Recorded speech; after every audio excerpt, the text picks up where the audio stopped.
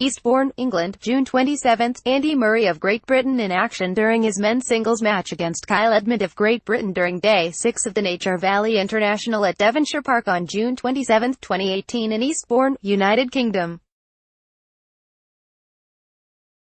Photo by Charlie Crowhurst. Getty Images for LTA, Washington. Citi Open turns 50 this week.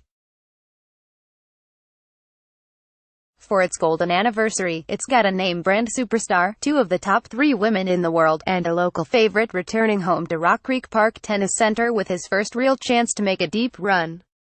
As part of his return to the ATP Tour, former world number 1 Andy Murray will be in DC this weekend.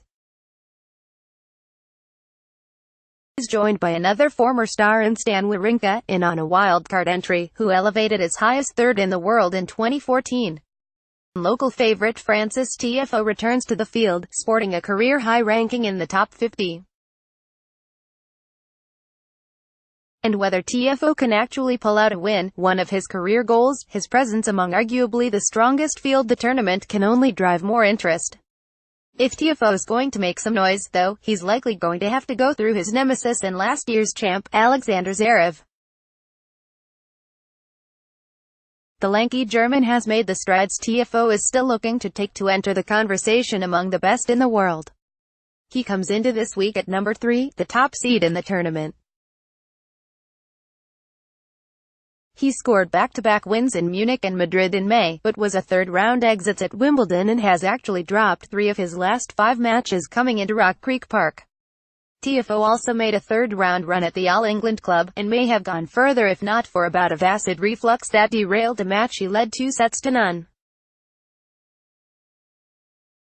The two have battled it out as both have risen the ranks, but Zverev has largely gotten the better of Tiafoe.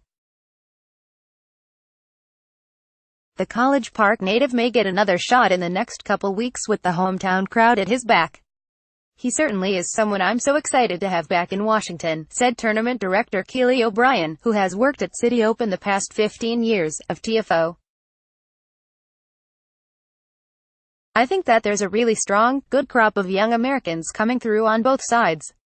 The tournament used to be a stronghold for some of the best American players in the game, especially when it was a men's-only field, as it was through 2010. Andre Agassi won 5 titles in the 90s, while Michael Chong snagged a pair. Andy Roddick won 3 times in 7 years the next decade, but his 2007 title was the last one by an American man. The women's draw has only been in play since 2011, with Sloane Stephens snagging the 2015 title, but no other top names winning at all. Stephens is currently ranked 3rd in the world, but would be the big draw regardless after earning her first career title in Washington. Sloane has a very large fan base here in DC, said O'Brien. When she's here and she's playing, she has a good crowd behind her. She is definitely a favorite. But DC's unique international diversity means stronger support than you might expect for athletes from all around the globe. That's been true since the days of high professional paradance reach and through present day, as embassies drive turnout and support for their represented athletes. DC actually loves their international players, said O'Brien.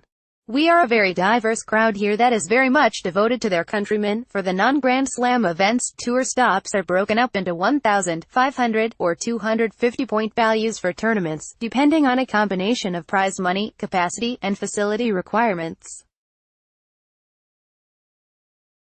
There are 9 1,000-level events worldwide, 3 of which are in the U.S., Cincinnati, Indian Wells and Miami. Citi Open is the lone 500-level tournament on American soil of the 13 on tour. That effectively makes it the 5th biggest U.S. tournament on the calendar.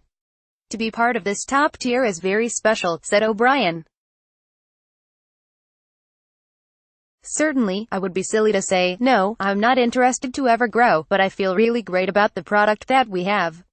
The tournament also has a particularly important bonus for those competing. 500 points leading into the U.S. Open is a desirable title for you to have at this point in the summer, said O'Brien.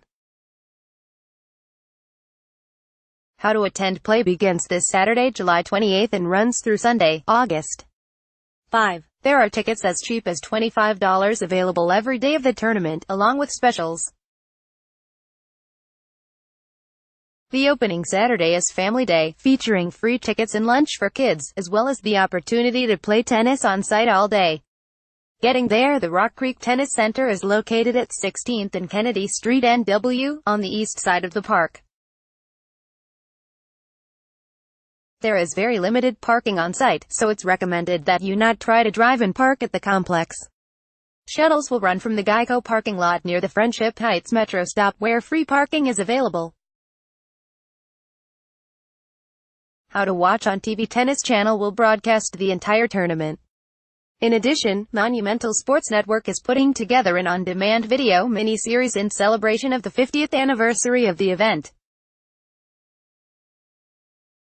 What's different this year? The main entrance has been rebuilt, with one large, air-conditioned tent providing shelter from both heat and rain. There will also be new food trucks, expanding concession offerings. The popular tailgate tent size has also expanded to accommodate roughly 250 fans. There are also other events like a Brew Fest, Ladies' Day Clinic, and Chef Challenge to add to the off-court programming. For more information, check out cityopentennis.com. Like WTOP on Facebook and follow at Top on Twitter to engage in conversation about this article and others. Copyright 2018 WTOP. All rights reserved. This website is not intended for users located within the European Economic Area.